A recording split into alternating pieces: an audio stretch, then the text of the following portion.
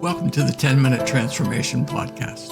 I'm Dave Milford, and I'm glad you're here. If there's one question in life that we all ask, it's this: what is the purpose, the meaning of my life? For Christians, there are two parts to this answer. The first part is to become like Jesus. You see, at the end of our lives, when we go to see God, there are two things that we're going to give to him. The first is who we became, and the second is what we actually did. We're going to talk about the fact that your life is a message from Jesus to the people in your world. There are people around you that need the message that has been written on your heart. Ezekiel 36:26 prophesied this: "And I will give you a new heart, and I will put a new spirit in you. I will take out your stony, stubborn heart and give you a tender, responsive heart." In the New Testament, we see this fulfilled. Paul writes in 2 Corinthians 3:3, this is the Message translation: "Your very lives are a letter that anyone can read just by looking at you. Christ himself wrote it, not with ink, but with God's living spirit." The NIV version says, "You show that you are a letter from Christ, the result of our ministry, written not with ink, but with the Spirit of the living God, not on tablets of stone, but on tablets of human hearts." You are God's message written on a human heart. You're surrounded with people who need to hear what your life communicates. Who you are and what you do is your life message. 1 Peter 2:12 in the New Living Translation says, "Be careful to live properly among your unbelieving neighbors. Then even if they accuse you of doing wrong, they will see your honorable behavior, and they will give honor to God when he judges the world." Matthew 5:14 and 16 is one of the most familiar scriptures for most of us. It says, "You are the light of the world. A town built on a hill cannot be hidden. Neither do people light a lamp and put it under a bowl. Instead, they put it on its stand, and it gives light to everyone in the house. In the same way, let your light shine before others, that they may see your good deeds and glorify your Father in heaven." So it's just not who you are, it's also what you do. Your life speaks long after you are gone. I don't know if most people even think about it. Hebrews 11:4 in the New Living Translation says, "It was by faith that Abel brought a more acceptable offering to God than Cain did.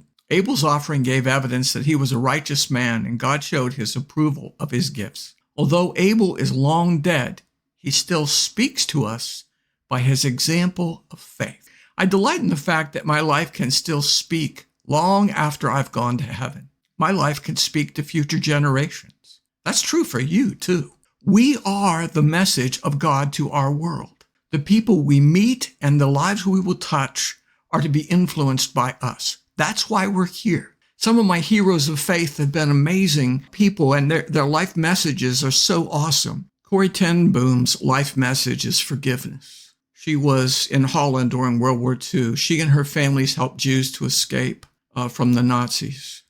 A Quisling, a paid informer, found out about them and turned them in.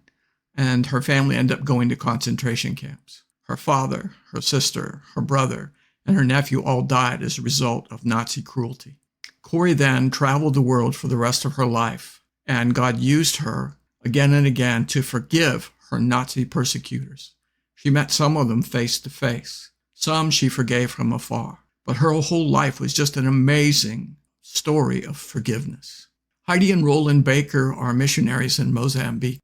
They went there just to love some people. They began with orphans at a garbage dump, gathering garbage to eat and anything of value, just so they wouldn't starve. And they began helping some of the orphans and telling them about Jesus. And over time, they just stopped for the one. That was Heidi's thing. Stop for the one. They've established orphanages, medical clinics, and over 5,000 churches in Mozambique and surrounding countries. But it all began with one person. Her life message is clear: stop for the one. Martin Luther King proved that love can prevail over hatred and injustice, that peace is greater than violence. His life still testifies long after his death. He is one of the great heroes in American history, and it was all because the love of God inside him was greater than what could have been in his life, the hatred of those who were persecuting and hating him because of the color of his skin. One of my personal heroes is the mother of a good friend who lived in Hong Kong.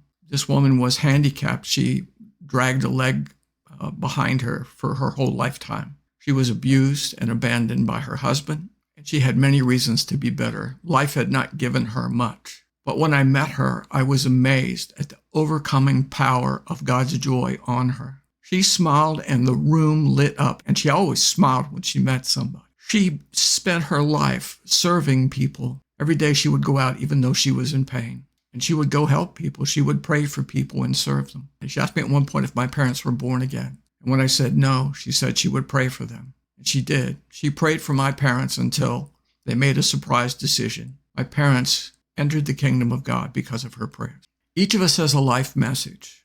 Who we are and what we do will testify long after our physical lives are over. My stepfather, C.R. Miller, has been gone for several years. Yet I still hear family members talking about the sheer goodness and kindness of the man. I remember him with great fondness. He was a gentle giant who deeply influenced those who knew him. We became better people because of who he was. Activation. At the end of your life, your family and friends will gather around and talk about you and what your life meant to them. What do you want them to say? What do you want your life message to be? What changes would you have to make to become that life message? Pray and ask God to help you live your life message. Don't be surprised if his life message for you is greater than what you're thinking now. As you pursue living your life with purpose, God will show you his plans and purposes for you. And his plans are always greater than ours. If you enjoyed this podcast, please like, comment, and subscribe. Thank you for listening. And thank you for doing the activation to let God transform you into a new person by changing the way you think.